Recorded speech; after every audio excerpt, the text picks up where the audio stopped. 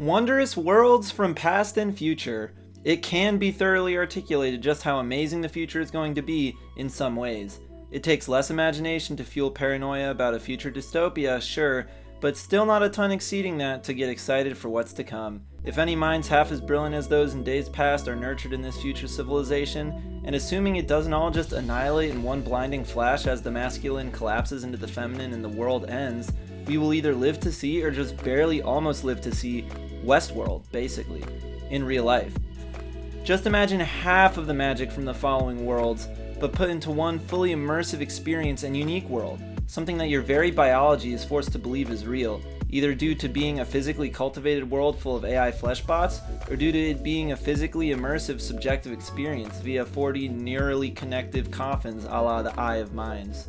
Many people consciously or subconsciously acknowledge how prophetic many sci-fi stories are in their depictions of the digital world becoming more real, or at the very least, far more accessible than the real world.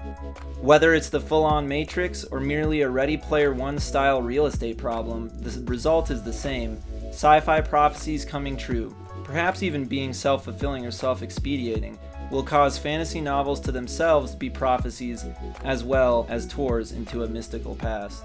Who knew these tours into the mystical past would have a good chance of becoming a mystical future? And what does this mean for us? For you?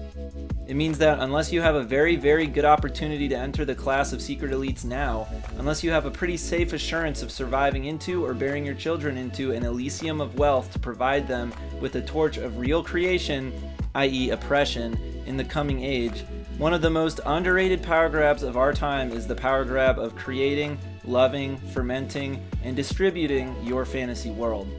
Suddenly you can take, say, writing your novel, designing your landscape in races and cultures, and building your own dream house far more seriously than you ever felt warranted to in the past.